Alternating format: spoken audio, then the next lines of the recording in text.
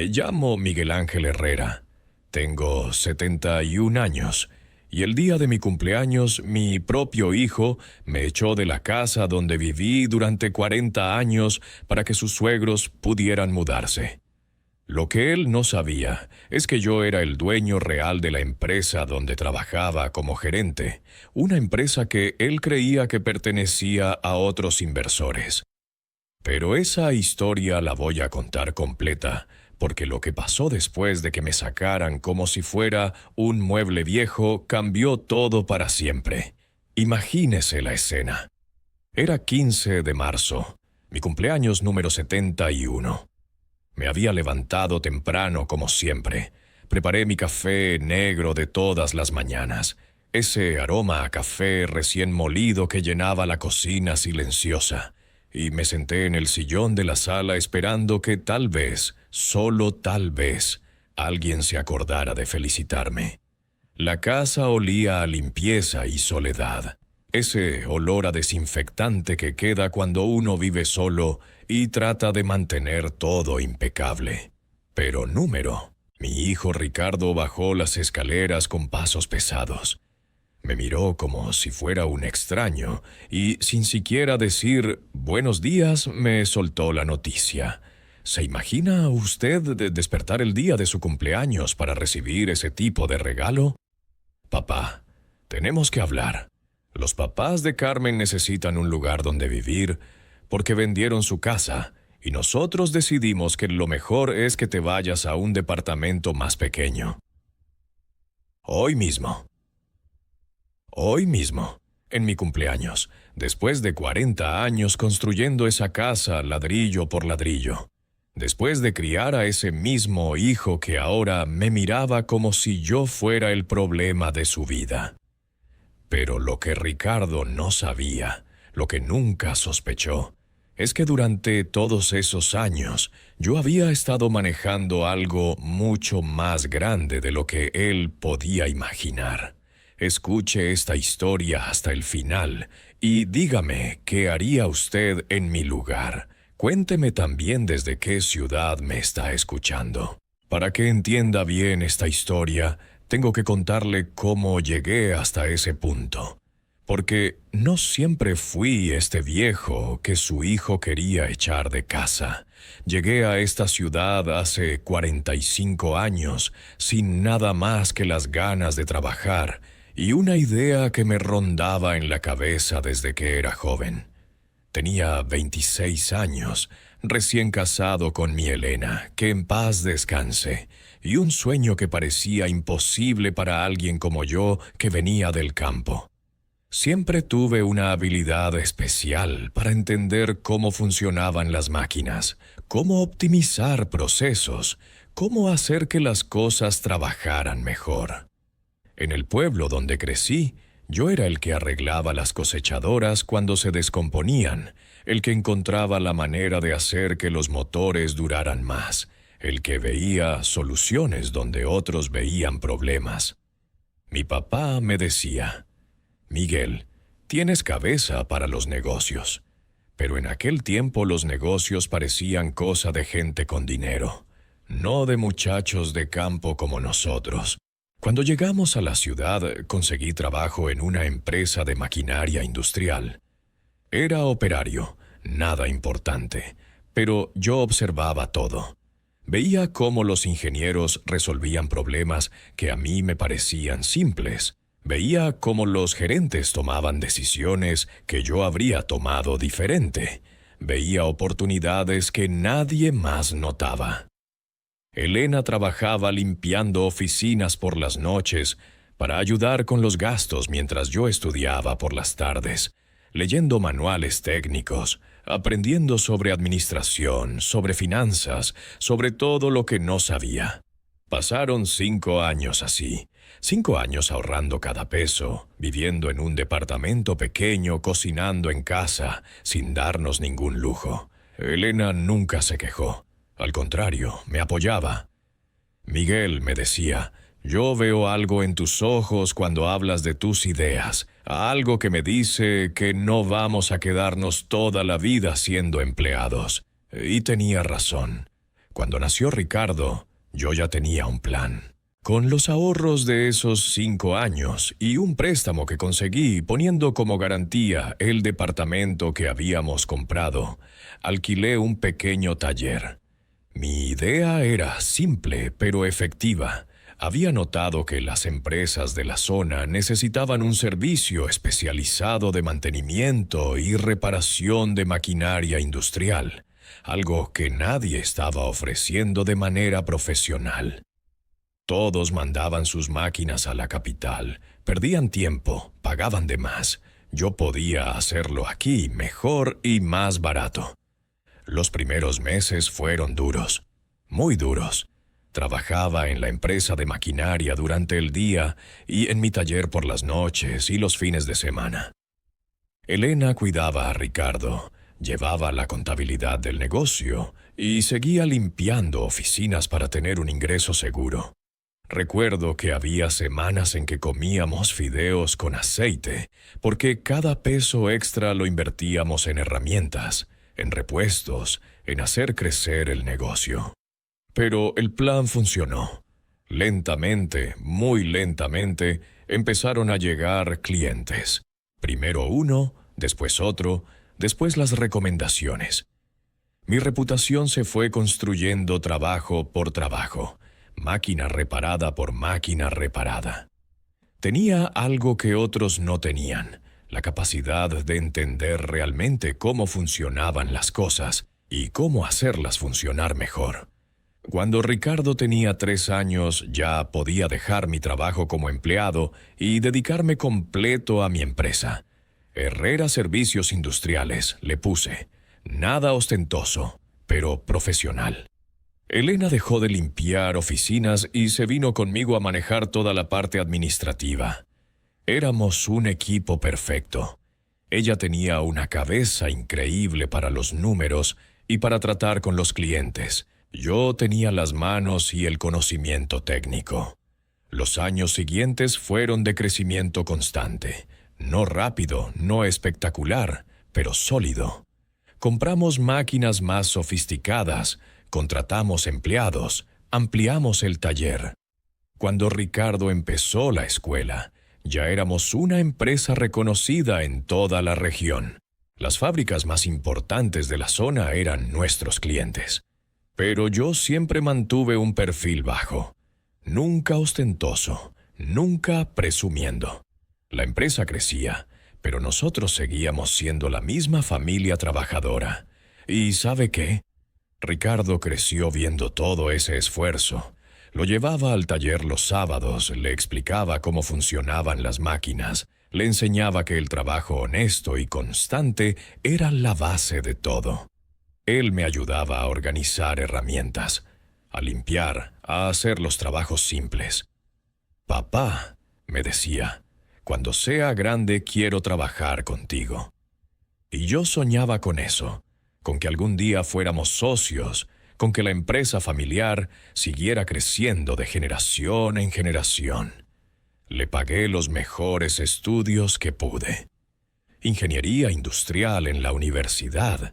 Quería que tuviera todo lo que yo no tuve. Todos los conocimientos formales que complementaran la experiencia práctica que podía darle. Durante sus años de universidad, él seguía viniendo al taller en vacaciones, aprendiendo el negocio desde abajo como había hecho yo. Cuando Elena se enfermó, Ricardo tenía 22 años y acababa de recibirse, cáncer de páncreas. Fueron 8 meses terribles. Yo dividía mi tiempo entre el hospital, la empresa y la casa. Ricardo me ayudó mucho en esa época. Se hizo cargo de muchas cosas en el taller. Mostró responsabilidad. Mostró que realmente había aprendido. Pensé que cuando Elena se recuperara, podríamos finalmente trabajar los 3 juntos como una verdadera empresa familiar. Pero Elena no se recuperó. Murió un martes de lluvia sosteniendo mi mano, diciéndome que cuidara a Ricardo y que siguiera adelante con todo lo que habíamos construido juntos. Esa fue la época más oscura de mi vida. perder a la mujer que había sido mi compañera en todo, mi apoyo, mi consejera, mi mejor amiga. Después del funeral, Ricardo me dijo que quería tomarse un tiempo antes de incorporarse formalmente a la empresa. Necesitaba procesar la muerte de su madre. Quería viajar, conocer otras empresas, ganar experiencia afuera antes de volver. Lo entendí perfectamente. Era joven, necesitaba encontrar su propio camino. Le dije que cuando estuviera listo, la empresa lo esperaba. Se fue por 2 años. Trabajó en empresas de ingeniería en diferentes ciudades. Ganó experiencia. Maduró. Yo seguí manejando Herrera Servicios Industriales, que para entonces ya era una empresa mediana con 25 empleados y contratos importantes.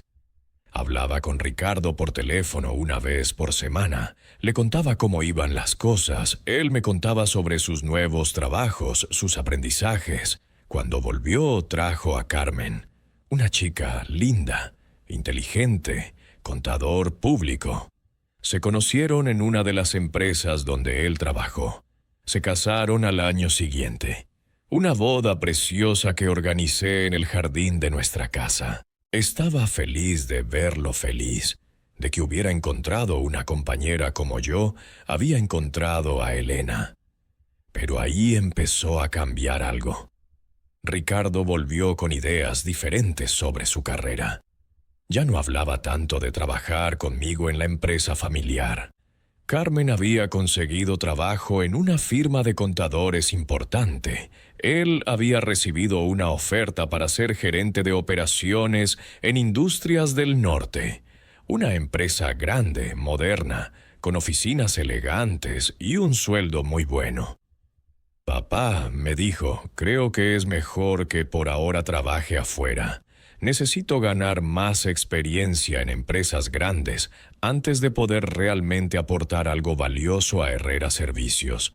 Además, Carmen y yo queremos independizarnos, tener nuestra propia casa. Lo entendí, o creí entenderlo. Era natural que quisiera independizarse, que quisiera probar sus alas. Le dije que estaba bien, que la empresa lo esperaría siempre que estuviera listo. Mientras tanto, yo seguiría adelante, haciendo crecer el negocio para cuando él decidiera volver. Los primeros años fueron buenos. Ricardo prosperó en Industrias del Norte. Rápidamente se convirtió en uno de sus gerentes más importantes. Carmen también avanzó en su carrera. Compraron una casa linda en un barrio nuevo. Yo estaba orgulloso de su éxito, aunque secretamente esperaba el día en que me dijera que ya era hora de volver a trabajar juntos. Cuando nacieron mis nietos, primero Sofía y después Mateo, pensé que tal vez eso lo haría valorar más la familia, la importancia de construir algo para las próximas generaciones. Pero número. Si acaso parecía más enfocado en su carrera corporativa, más alejado de la idea de la empresa familiar. ¿Y sabe qué hice entonces? Algo que tal vez debería haber hecho años antes, pero que por respeto a Elena y por la esperanza de que Ricardo volviera, había postergado. Tomé una decisión que cambiaría todo, aunque en ese momento nadie lo sabía. En el año 2010, Industrias del Norte estaba pasando por problemas financieros. Su dueño original había muerto. Los herederos no sabían manejar el negocio. Estaban buscando inversores o compradores. Era una empresa grande, pero mal administrada, con contratos importantes, pero problemas de flujo de caja. Yo había estado siguiendo la situación porque sabía que Ricardo trabajaba ahí. Mi empresa, Herrera Servicios Industriales, había crecido mucho. Teníamos contratos en 3 estados. Habíamos diversificado a fabricación de repuestos especializados. Teníamos una reputación sólida. Y, sobre todo, habíamos acumulado capital. Mucho capital. A través de mi abogado y contador, hice una oferta para comprar Industrias del Norte, pero no a mi nombre. Creé una empresa holding, Inversiones Técnicas S.A., que en papel pertenecía a un grupo de inversionistas anónimos. En realidad, yo era el único dueño, pero nadie lo sabía. Ni Ricardo, ni Carmen, ni mis propios empleados. Solo mi abogado, mi contador y yo. ¿Por qué lo hice así? Porque quería ver qué pasaba. Quería ver si Ricardo realmente tenía talento para los negocios o si solo había estado cómodo en su posición. Quería ver cómo manejaba la presión, los desafíos, las decisiones difíciles. Y sí, admito que había una parte de mí que quería ver si alguna vez pensaba en su padre, en la empresa familiar que había dejado atrás. La compra se completó en 6 meses. Oficialmente, Industrias del Norte había sido comprada por un grupo de inversores privados que querían revitalizar la empresa. Ricardo se quedó como gerente general. De hecho, le dieron más responsabilidades y un mejor sueldo. Los nuevos dueños, según se le dijo, habían quedado impresionados con su trabajo y querían que liderara la transformación de la empresa. Durante los siguientes años, fui el jefe de mi propio hijo sin que él lo supiera. A través de mi representante legal, daba las directrices estratégicas, aprobaba presupuestos, tomaba las decisiones importantes. Ricardo ejecutaba brillantemente, hay que reconocerlo. Tenía talento, visión, capacidad de liderazgo. Bajo su gestión, Industrias del Norte no solo se recuperó, sino que creció más que nunca. Yo estaba orgulloso de él, pero también dolido. En todos esos años, nunca una vez vino a preguntarme qué pensaba de las decisiones que estaba tomando. Nunca me pidió consejo. Nunca me invitó a conocer oficialmente la empresa donde trabajaba. Era como si hubiera decidido que su padre, el dueño del pequeño taller de reparaciones, no tenía nada que aportar a su mundo corporativo exitoso. Las visitas a casa se volvieron cada vez más espaciadas. Los domingos familiares se convirtieron en encuentros rápidos. Los cumpleaños de los nietos eran celebraciones donde yo me sentía como un invitado de segunda clase. Carmen era siempre correcta conmigo, nunca grosera, pero había una frialdad en su trato que me dolía. Parecía verme como el abuelo de pueblo que no entendía su mundo moderno y sofisticado. Mi vecina doña Rosa, que vivía en la casa de al lado desde hace 30 años, me lo había dicho un día mientras regaba sus plantas. «Don Miguel, yo no quiero meterme en asuntos de familia, pero se nota que usted está muy solo. Antes se escuchaban risas de niños cada domingo. Ahora la casa está siempre tan silenciosa». Tenía razón. Hasta los vecinos notaban el abandono. Don Carlos, el del almacén de la esquina, también me había preguntado. «¿Todo bien con su hijo, don Miguel? Hace meses que no lo veo por aquí». ¿Se da cuenta cómo hasta los extraños notan cuando una familia se desintegra? Pero lo que más me dolía era Ricardo, el niño que había crecido en mi taller, que me había dicho que quería trabajar conmigo.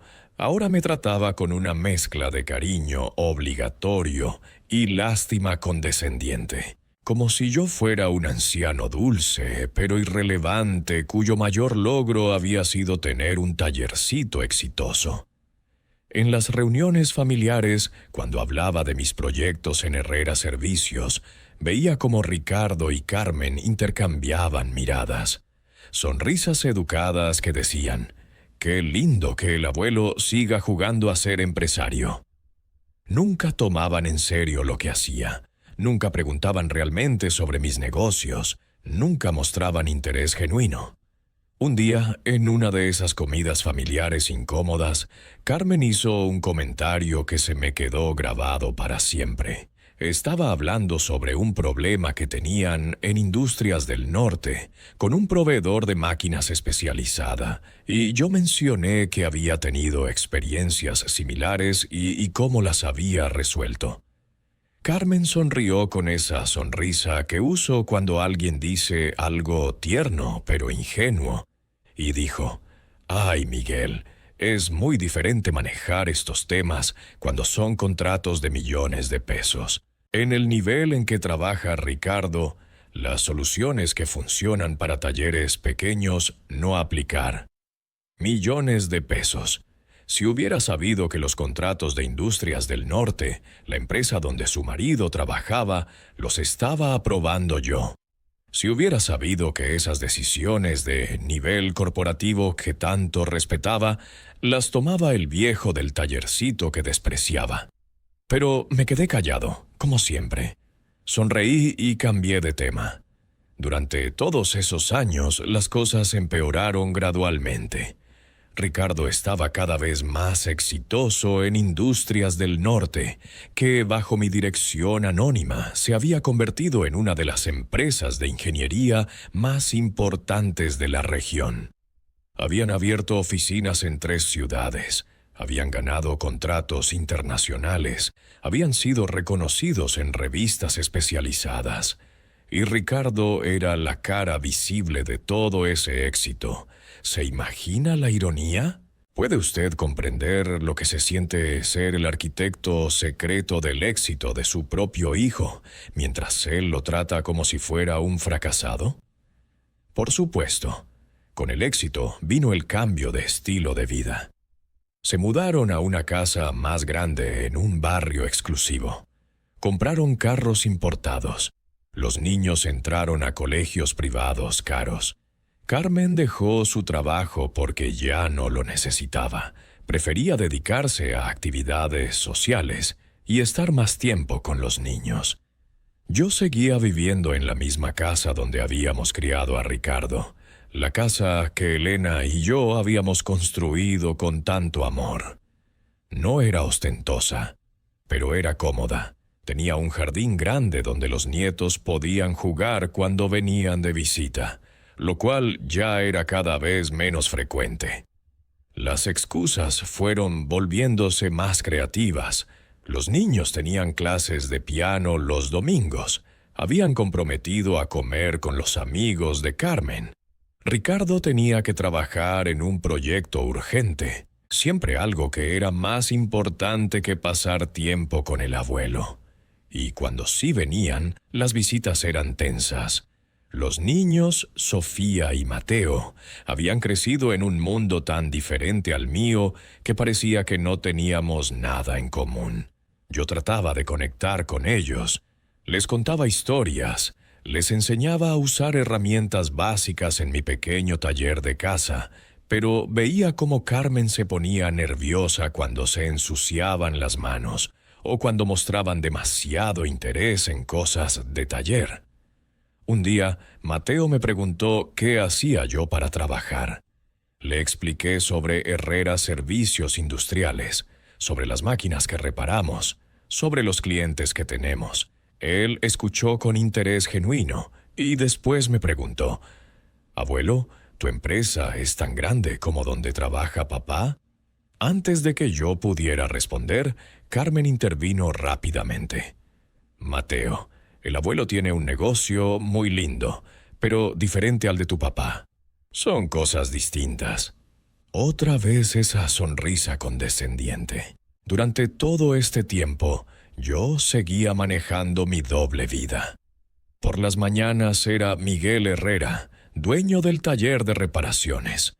Por las tardes, a través de llamadas y reuniones discretas con mi representante legal, era el dueño anónimo de Industrias del Norte. Veía cómo Ricardo tomaba decisiones, cómo manejaba crisis, cómo negociaba contratos. Y tengo que admitir que era bueno, muy bueno. Había aprendido mucho en todos esos años trabajando para mí sin saberlo, pero también veía cómo se alejaba cada vez más de sus raíces, de su familia, de los valores con los que lo había criado. El éxito lo había cambiado, o tal vez había sacado a la luz partes de su personalidad que antes no eran evidentes. En el 2018 cumplí 70 años. Pensé que tal vez sería una buena ocasión para por fin revelar la verdad, para decirle a Ricardo que había estado trabajando para mí todo este tiempo, que podíamos finalmente ser socios como había soñado desde que era niño. Organizó una pequeña celebración en su casa nueva. Muy elegante, muy formal. Invitó a algunos de sus amigos y colegas de trabajo. Recuerdo que durante la cena, uno de sus colegas me preguntó sobre mi negocio. Empecé a contarle sobre Herrera Servicios, pero Ricardo me interrumpió con una sonrisa nerviosa. Papá tiene un taller de reparaciones muy respetado en la zona, nada comparable con lo que hacemos nosotros en Industrias del Norte, pero está muy orgulloso de lo que ha construido. Lo dijo con cariño, pero el mensaje estaba claro. Era el negocito del papá, algo simpático, pero irrelevante. Esa noche, mientras manejaba de vuelta a mi casa, tomé una decisión. Seguiría con mi secreto un poco más. Quería ver hasta dónde llegaba el desprecio sutil, hasta qué punto me seguirían considerando irrelevante. Tal vez estaba siendo orgulloso, tal vez estaba siendo tonto, pero necesitaba saber. Los siguientes 2 años confirmaron mis peores temores. Las visitas se redujeron a cumpleaños obligatorios y algunas fiestas importantes. Los nietos crecían sin conocerme realmente. Ricardo estaba completamente absorto en su papel de ejecutivo exitoso y Carmen había perfeccionado el arte de tratarme con cariño superficial mientras dejaba claro que yo no pertenecía a su mundo. El momento más doloroso fue el año pasado, en Navidad. Habíamos acordado que la cena sería en mi casa, como en los viejos tiempos. Yo había preparado todo con mucho cuidado. Había cocinado los platos favoritos de Ricardo cuando era niño. Había decorado la casa con luces que parpadeaban suavemente en la oscuridad. Había comprado regalos pensados especialmente para cada uno. La casa olía a canela y pavo asado. Sonaba música navideña de fondo. Todo estaba perfecto para recibir a mi familia. Llegaron tarde, casi 2 horas tarde. El pavo se había enfriado. Las velas se habían consumido hasta la mitad. Yo había tenido que recalentar todo 2 veces. Carmen tenía esa expresión tensa que usaba cuando estaba en lugares que consideraba por debajo de su estatus social. Los niños estaban inquietos. Claramente preferían estar en otro lado. Y Ricardo, mi propio hijo, se la pasó respondiendo llamadas de trabajo durante toda la cena. ¿Alguna vez ha pasado usted una Navidad así? ¿Ha sentido lo que es preparar una cena familiar con amor y recibir a cambio indiferencia? En un momento, mientras yo estaba contando una anécdota sobre cuando él era pequeño, sonó su teléfono. «Disculpa, papá, es urgente de la empresa», me dijo, y se levantó de la mesa para hablar. Estuve sentado ahí, con mis nietos mirando sus celulares y Carmen chequeando sus redes sociales, esperando a que mi hijo terminara de atender cosas que, sin que él lo supiera, yo había autorizado esa misma mañana. Cuando volvió a la mesa, no se disculpó ni trató de retomar la conversación. Solo dijo, «Bueno, ¿dónde estábamos?», como si nada hubiera pasado. Como si interrumpir la cena de Navidad con su padre anciano fuera lo más natural del mundo. Esa noche, después de que se fueron temprano porque tenían otro compromiso, me senté en mi sillón mirando los regalos que yo había preparado con tanto cariño y que ellos habían abierto con cortesía obligatoria. Los regalos caros que ellos me habían traído y que claramente habían comprado sin pensarlo mucho. Y me pregunté cómo habíamos llegado a ese punto. Durante los primeros meses de este año, las cosas fueron de mal en peor. Ricardo parecía cada vez más ocupado, más importante, más alejado de todo lo que yo representaba. Las llamadas telefónicas se redujeron a un «¿Cómo estás, papá?», semanal de 5 minutos. Las visitas eran cada vez más espaciadas y más tensas. Carmen había empezado a hacer comentarios sobre mi casa, sobre cómo era demasiado grande para mí, sobre cómo no era seguro que viviera solo a mi edad. «Miguel», me decía con esa voz melosa que usaba cuando quería convencerme de algo, ¿no has pensado en mudarte a algo más chico, más moderno? Hay unos departamentos para adultos mayores muy lindos cerca del centro. Departamentos para adultos mayores. Como si fuera un estorbo que había que acomodar en algún lugar conveniente donde no molestara. Como si la casa donde había vivido 40 años, donde había criado a mi hijo, donde había construido mi vida con Elena, fuera simplemente un problema logístico por resolver. Dígame una cosa. ¿Cuándo dejamos de ser personas para convertirnos en problemas que resolver? ¿En qué momento nuestros hijos empiezan a planificar nuestras vidas como si fuéramos incapaces de tomar nuestras propias decisiones? Y Ricardo apoyaba a su esposa. «Papá, tal vez Carmen tiene razón. Esta casa es muy grande para ti solo, y con los años va a ser más difícil mantenerla».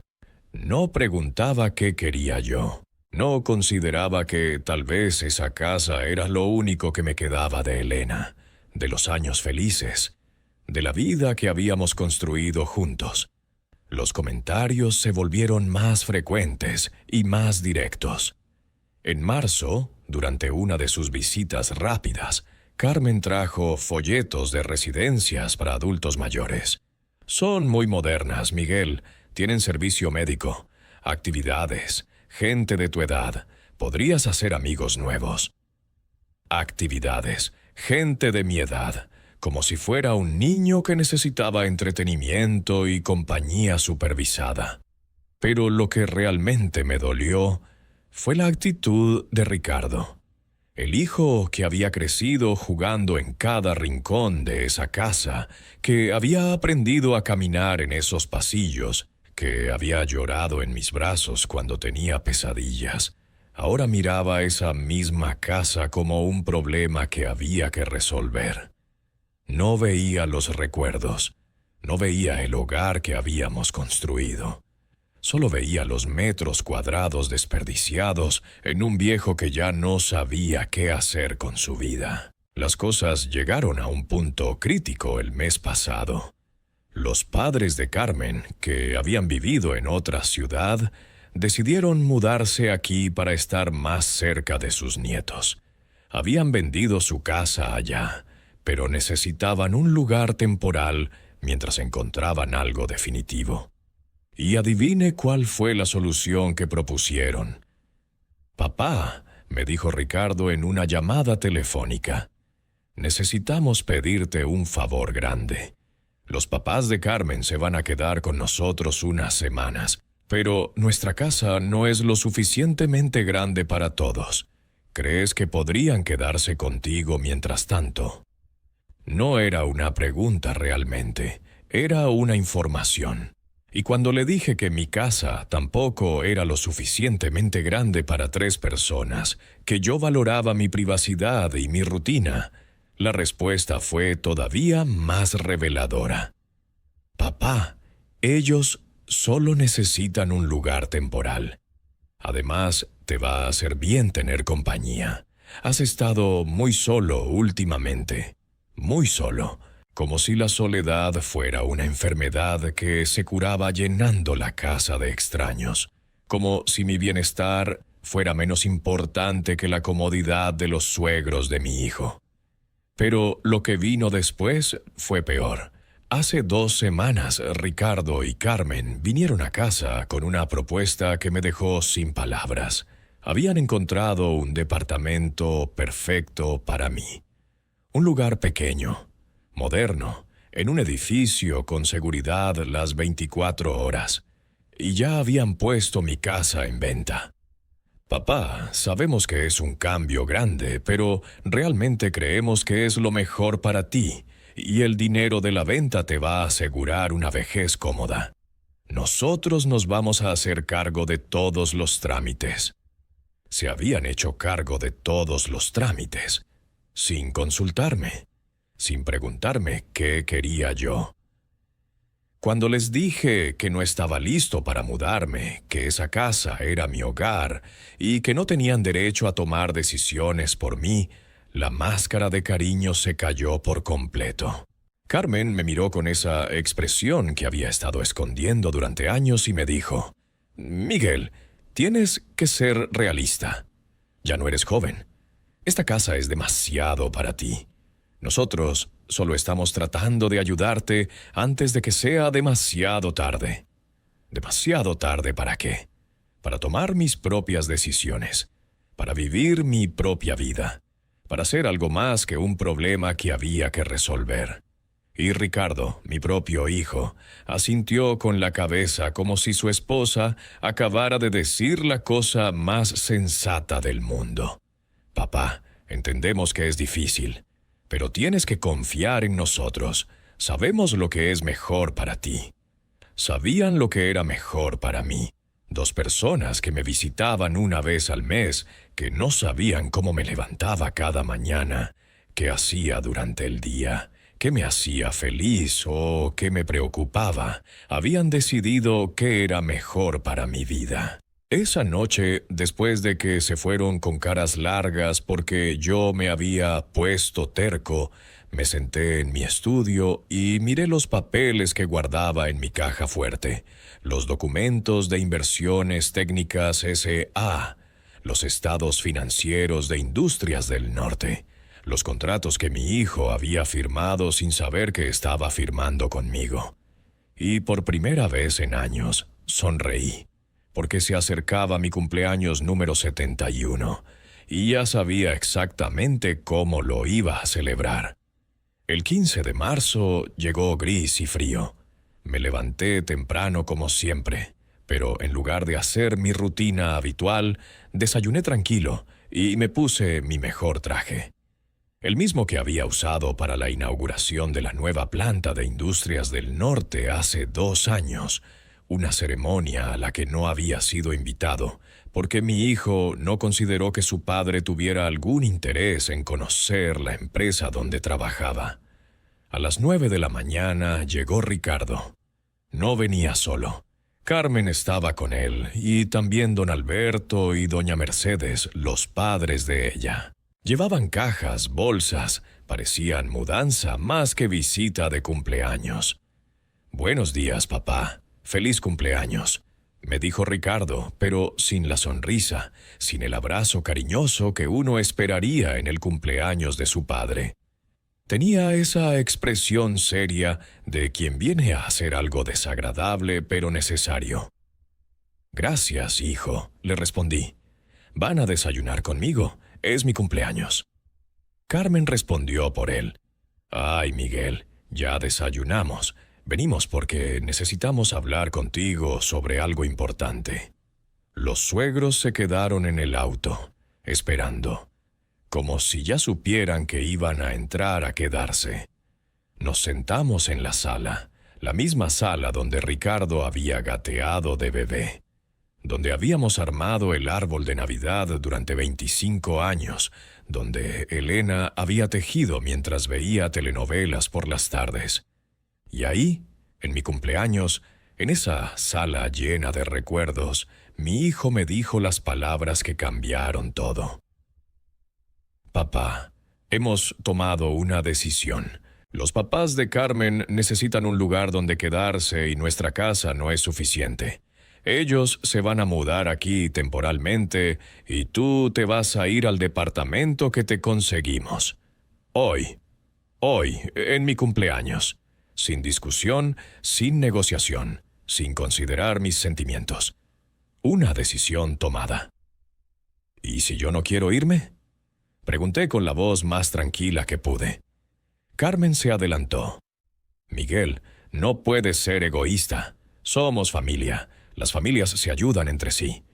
Mis papás solo necesitan un lugar temporal y tú vas a estar mucho mejor en el departamento.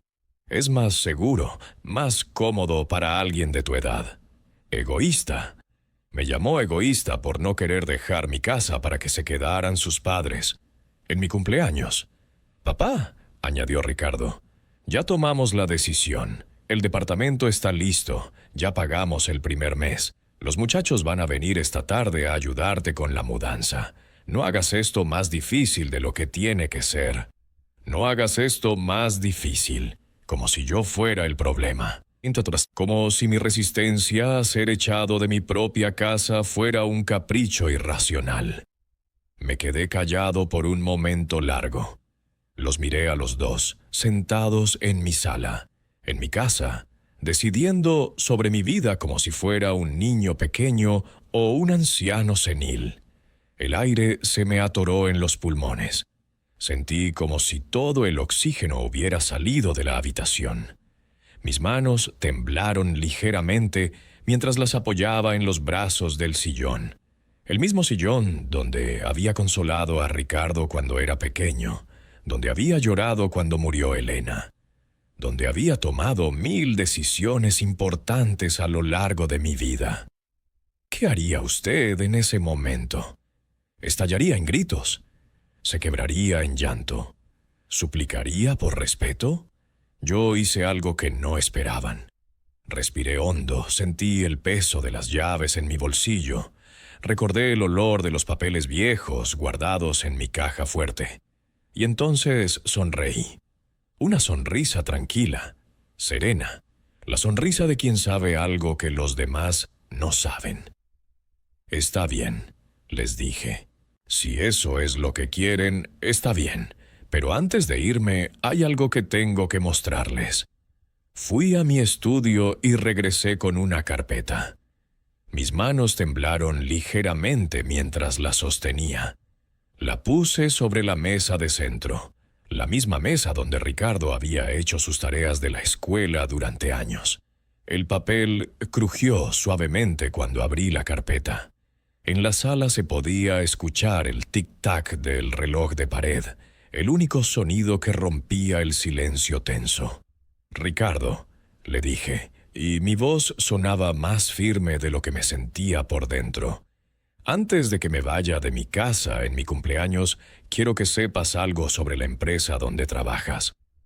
Él me miró confundido, sus ojos reflejando la luz de la lámpara. «¿Qué tiene que ver Industrias del Norte con esto, papá?» Abrí la carpeta y saqué el primer documento. El papel se sentía frío entre mis dedos. El acta constitutiva de Inversiones Técnicas S.A. ¿Conoces esta empresa, hijo? Él echó un vistazo rápido. Sí, son nuestros dueños. Los inversores que compraron Industrias del Norte hace 11 años. Saqué el segundo documento. Los estados financieros de Inversiones Técnicas S.A., donde aparecía mi nombre como único accionista. ¿Y reconoces este nombre? Ricardo tomó el papel. Lo leyó una vez, después otra, después una tercera. Su cara fue cambiando de confusión a sorpresa a shock absoluto. «No entiendo», dijo con voz temblorosa. «Este papel dice que tú eres...» «El dueño de Inversiones Técnicas S.A., terminé la frase por él. «Lo cual significa que soy el dueño de Industrias del Norte. Lo cual significa que durante los últimos 11 años has estado trabajando para mí». Carmen arrebató los papeles de las manos de su marido. «Eso es imposible. Miguel, estos papeles deben estar equivocados. Tú tienes un taller pequeño.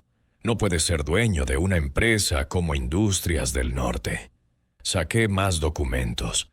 Contratos de compra, estados de cuenta bancarios, reportes de auditoría, documentos firmados por mi representante legal en mi nombre. 11 años de evidencia de que el viejo del tallercito había estado manejando la empresa donde su hijo trabajaba sin que él lo supiera. Cada contrato importante que has firmado, Ricardo, lo autoricé yo. Cada presupuesto que has presentado, lo aprobé yo. Cada decisión estratégica que has tomado se pudo tomar porque yo la respaldé. Durante 11 años has estado reportándole a tu papá sin saberlo. El silencio que siguió fue el más largo de mi vida. Ricardo miraba los papeles como si estuviera viendo fantasmas. Carmen había quedado con la boca abierta, por primera vez en años, sin algo condescendiente que decir. Pero, ¿por qué? Logró articular Ricardo finalmente. ¿Por qué nunca me dijiste? Porque quería ver si alguna vez, en algún momento, ibas a valorar a tu padre lo suficiente como para pedirle consejo. Quería ver si alguna vez ibas a considerar que tal vez el viejo del taller tenía algo que aportar a tu mundo corporativo exitoso. Esperé 11 años, hijo. 11 años esperando a que me incluyeras en tu vida profesional, a que me respetaras lo suficiente como para pensar que podíamos trabajar juntos. Carmen había recuperado el habla. Pero ¿eso significa que tú tienes dinero?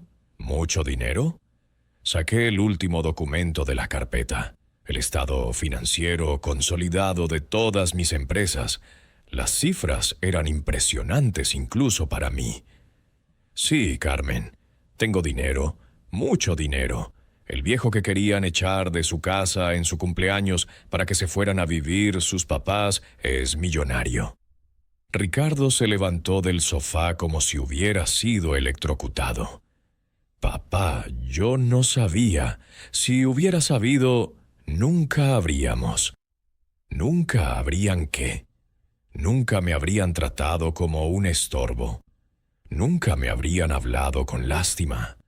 ¿Nunca habrían decidido qué era mejor para mi vida sin preguntarme?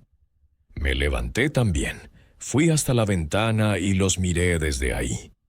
El problema, Ricardo, no es que no sabías que tenía dinero. El problema es que no sabías que tenía valor como persona. Me trataron como basura porque creyeron que era pobre. Me echaron de mi casa porque pensaron que no tenía opciones. No por amor, no por mi bienestar, por conveniencia. Carmen había empezado a llorar. Miguel, nosotros te queremos. Solo queríamos lo mejor para ti. Lo mejor para mí era echarme de mi casa en mi cumpleaños. Lo mejor para mí era que sus padres se mudaran aquí sin consultarme. Lo mejor para mí era tratarme como un anciano senil que no puede tomar sus propias decisiones. Volví a sentarme, crucé las manos y los miré con toda la calma del mundo. Bueno, la buena noticia es que ahora ya saben la verdad. La mala noticia es que llegaron 11 años tarde. Ricardo se acercó, se arrodilló junto a mi sillón como cuando era niño y había roto algo. Papá, perdóname, no sabía. Pensé que puedo renunciar a Industrias del Norte. Podemos trabajar juntos en Herrera Servicios. Podemos ser socios como siempre quisiste. Lo miré a los ojos, esos ojos que había visto crecer desde bebé, que había visto llorar cuando se lastimaba, que había visto brillar de orgullo cuando se recibió de ingeniero. Y sentí una tristeza profunda, pero también una claridad absoluta. ¿Sabes cuál es la diferencia entre nosotros, Ricardo? Cuando yo tenía tu edad y mi papá me necesitaba, dejé todo para ayudarlo.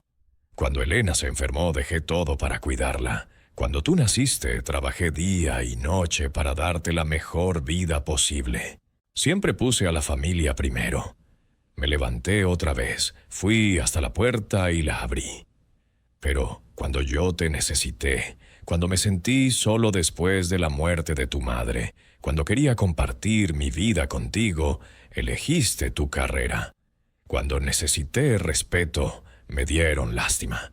Cuando necesité ser incluido, me excluyeron. Y ahora que saben que tengo dinero, quieren trabajar conmigo.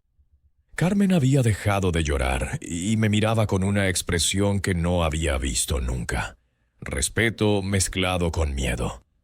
La casa es mía. El departamento lo cancelé esta mañana y Industrias del Norte tiene un nuevo presidente ejecutivo desde hace una hora.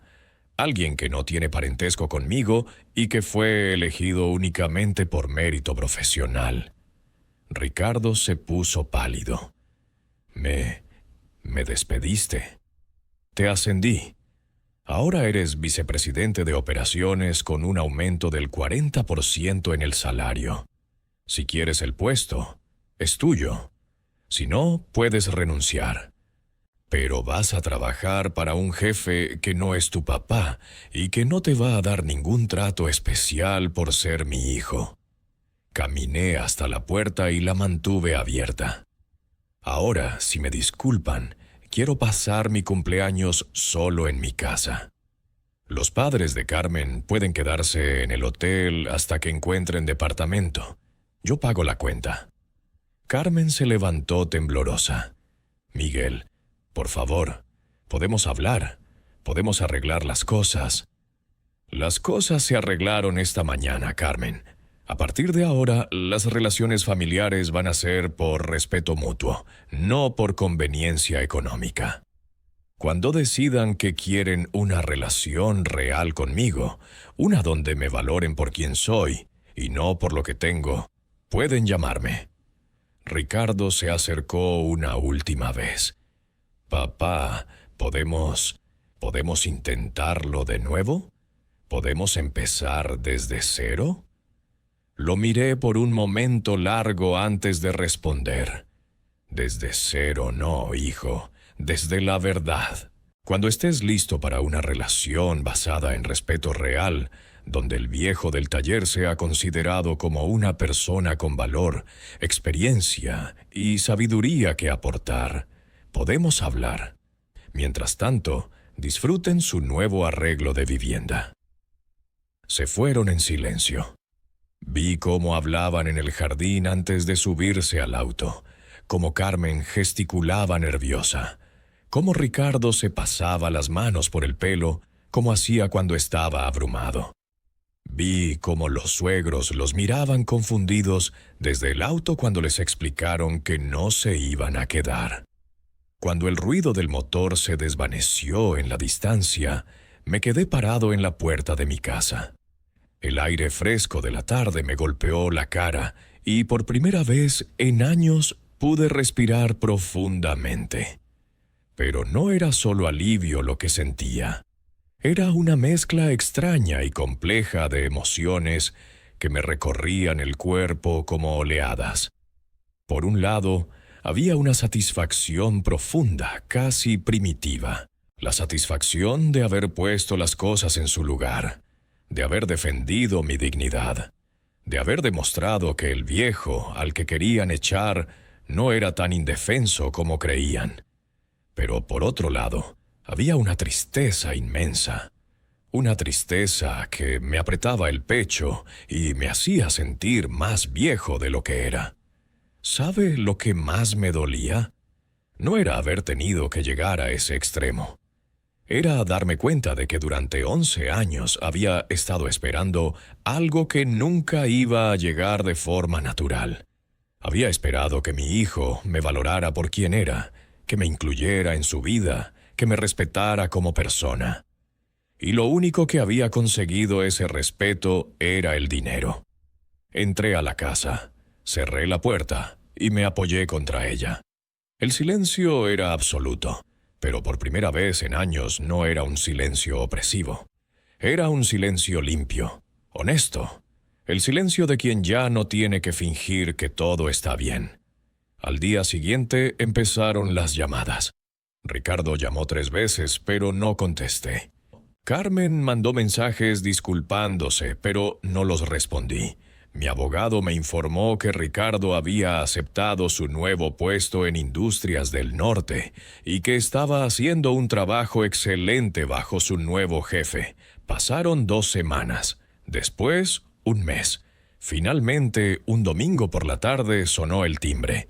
Era Ricardo, pero venía solo. Sin Carmen, sin los niños, sin agenda oculta. Traía un termo con café y 2 tazas. «¿Puedo pasar, papá?», Quiero hablar contigo, de verdad hablar, no para pedirte nada, no para arreglar nada, solo para hablar. Lo dejé pasar. Nos sentamos en el patio. Él sirvió el café y me miró con una expresión que no había visto en años, humildad genuina. Papá, estos 2 meses he estado pensando mucho. En cómo te traté, en cómo te vimos, Carmen y yo, en cómo desperdició todos estos años donde podríamos haber tenido una relación real. Se detuvo, tomó un sorbo de café, respiró hondo antes de continuar. No voy a pedirte que me perdones, porque sé que eso toma tiempo. No voy a prometerte que todo va a cambiar de la noche a la mañana, porque sé que los cambios reales llevan tiempo. Solo quiero que sepas que por primera vez en años estoy viendo a mi papá como realmente es. ¿Y cómo es?, le pregunté. Un hombre que construyó un imperio desde cero. Un padre que sacrificó todo por su hijo. Un empresario que me dio 11 años de oportunidades de crecer profesionalmente sin pedirme nada a cambio. Y sobre todo, una persona que merecía respeto y amor, no lástima condescendiente. Nos quedamos en silencio un rato largo, tomando café, mirando el jardín donde él había jugado de niño. ¿Sabes lo que más me duele, Ricardo?, le dije finalmente. No es que no supieran que tenía dinero. Es que durante años me trataron como si no tuviera nada valioso que aportar a sus vidas. Como si mi experiencia, mi sabiduría, mi amor, no valieran nada solo porque vivía en una casa sencilla y tenía un taller de reparaciones. Él asintió con lágrimas en los ojos. Tienes razón. Y eso es lo que tengo que cambiar. No quiero que me veas como tu hijo otra vez porque tengo dinero o porque trabajo en tu empresa. Quiero que me veas como tu hijo porque me comporto como tal. Esa conversación duró 4 horas. Hablamos de cosas que no habíamos hablado en años. De Elena, de los primeros años de la empresa, de sus sueños cuando era niño, de mis miedos ahora que soy viejo.